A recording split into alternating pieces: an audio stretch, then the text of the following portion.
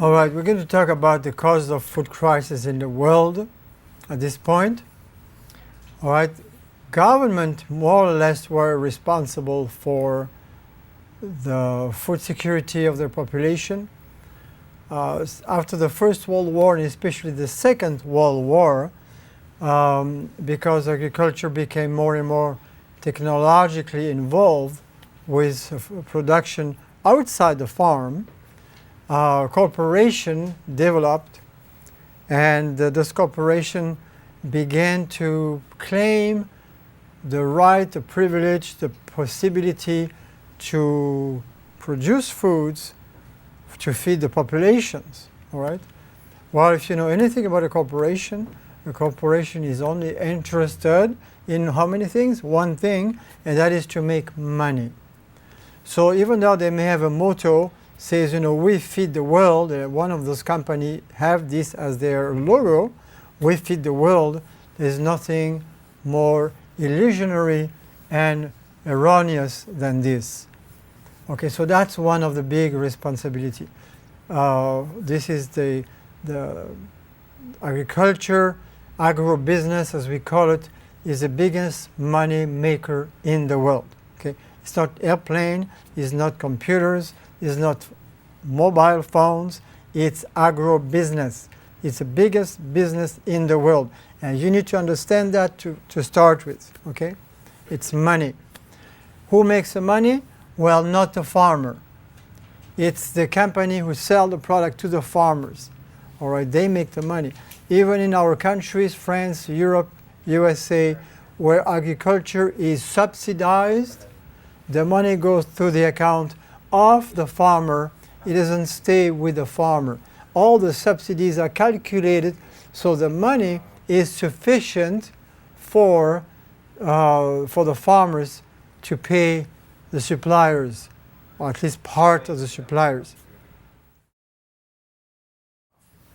All right, so we have this as a big bottom line problems, the greed of people, money-making strategies, and of course producing food using chemicals. Food, plants don't work with man-made chemicals. It's a placebo.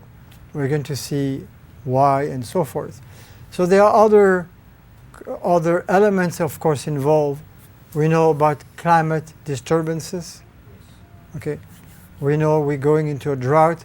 Even though we have more floods than ever before, we have 30% less rain than 30 years ago over all the countries. You may all at once, but overall the rainfall have decreased 30%, and this is simply because we have cut the forest. Okay, forests make the rain come down. Okay, you cut the forest, you cut a tree, you're preparing a drought. Okay, desertification, of course, increase of population, increase and change in what people eat every day. Okay, China used to eat rice and vegetables. Now they want also dairy and milk and cheese. Supposedly milk is good for babies. They have been told. You know, there's nothing more wrong than that. Milk, by the way, is a perfect food for baby cow, not for people. It's a killer for people. We see this as we study nutrition. Okay, meat and dairy consumption increases. It takes 14 to 40 times more land to feed a non-vegetarian than to feed a vegetarian. I'm purely vegetarian. I don't eat any animal products. Why? Because my children never had it. They're big boys. Because you don't need it. You know, by design, we're not supposed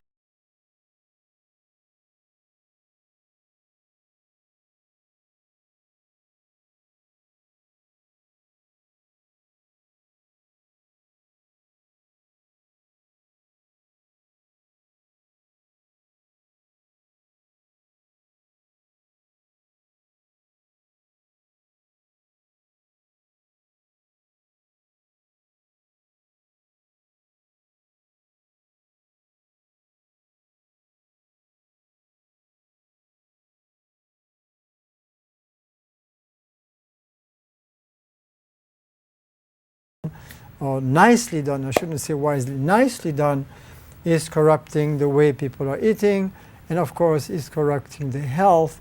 Just have to go to a hospital to find out the result of this overconsumption of animal foods and of course oils and sugars on the other end. Well, if you use animals, if you're going to eat animals, we know that 80% of all the crops in the world on grains, 80% is to feed animals. Okay? 80%. So the 1 billion people who don't eat every day is not because there is not enough food on the planet.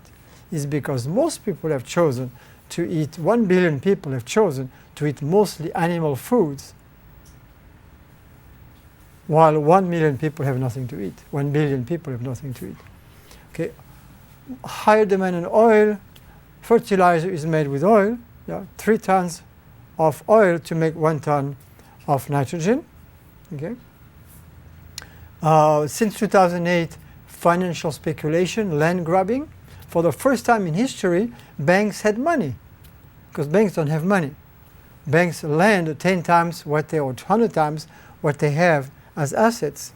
Okay, so for the first time in history, banks had money. Why? In America, because banks were given money by the government to pay to get them back into business. So they ruined the business, give them money. Now they have a lot of money. $800 billion, that's a lot of money. And what did you think they did with that money?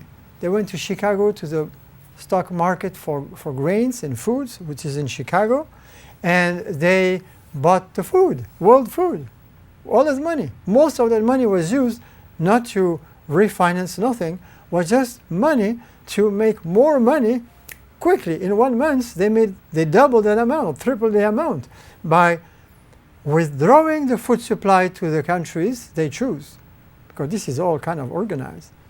And so all the Middle East nations, all of a sudden, no more wheat. Start with Egypt. Egypt doesn't produce enough wheat to feed its population. Egypt, Tunisia, Ethiopia, Libya. You heard about this country, 2008, 2009? What happened? The Arab Spring. Why the Arab Spring? The Arab Spring came as a result of no wheat. The wheat, they eat mostly wheat. Couscous, tabbouleh, bread, chapati, all the food they eat is wheat-based. And they don't produce it. Most of it is imported from USA and France. Okay, the 2 big wheat producer. And so now you have a revolution because people went down in the streets, protest. Arab Spring. That's how the same people make wars and, bring troubles, whatever they choose. Okay? So, financial speculation, land grabbing. 2008, for the first time, big financial organization began to invest in land. In Brazil, you could buy a land in 2005, 1 hectare for $100. 2016, 10 years later, it cost $4,000. Okay, why is this? Because the company the financial market start to invest in land. Have you seen price increasing of land here in the Philippines? The last 5, 10, 6 years? Yes, all over the world. All right. A crazy idea was to make biofuel with using soil as a producing means. To make oil energy out of plants is crazy because we don't have enough food for the world. Okay, so we know that 10% of soils in America are used to make biofuel, and that could feed just about 1 billion people. Okay, so all these things are coming together. The Green Revolution, I'm going to say a few things about the Green Revolution. By the way, there's no revolution without blood. The result of the Green Revolution, I don't know if you know what is the Green Revolution. They call it the Green Revolution. It was using high-tech gene manipulation, GMO. Do you know that all wheat are GMO? Most people don't know that because there's 2 kinds of GMO. Even France, which has banned GMO for like corn and soya, has had since 1975, we have GMO wheat accepted because it's not manipulated with a gene outside the wheat, it's manipulated with radiation and chemicals, and has produced a new amino acid which is not natural, and that amino acid is glutamine, is a form of gluten, and it doesn't exist in nature, and you eat that stuff, it will destroy your intestine, make holes in there, proteins come through, destroy your immune system, changes your mind, okay? Your capacity to think, to reason, that's all included in those strategies, okay? I'm not a conspirationist, I'm a realistic person. And you ask around in town who has wheat allergies or wheat intolerance. And if you don't know, it's because you have not tried to be 3 months without wheat. And some people have all kinds of problems, diseases, and Alzheimer's symptoms, and they stop wheat and they recover.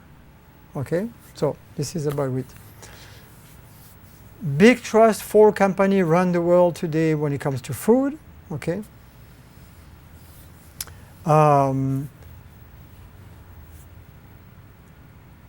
You have to know yet that 50 to 60% of hungry people live in rural area. And the reason they are hungry is because they have not learned to keep the seeds, and they have been presented hybrids, manipulated seeds, and you cannot go back to the former seeds. And they have been offered sophisticated technologies not based on science, but rather on speculation. Corporation could make money out of them. So in short, what I'm going to say here is, that's why I'm here, is it is a small farmers. When they become independent from the technology, I'm not talking about science, I'm talking about the technology which is manipulating them, so they are buying the seeds from the corporation, buying the fertilizer from those corporations to become independent from the markets, the marketing, the strategies those companies are using to brainwash the people, to tell them that the only way to grow food is to use their chemicals. All right, that is not true. So small farmers are going to be the key for food security. Small farmers, that's you and me. Okay, I can grow so many tons of food on 1 hectare. I've grown up to 70 tons of food in 1 hectare without chemicals. 70 tons, 70,000 kilo, 1 hectare. Okay, so that's possible, and I'm here to share with you how. Okay, so in my next section, I'm going to go right into the business to show you how to do it. Thank you very much.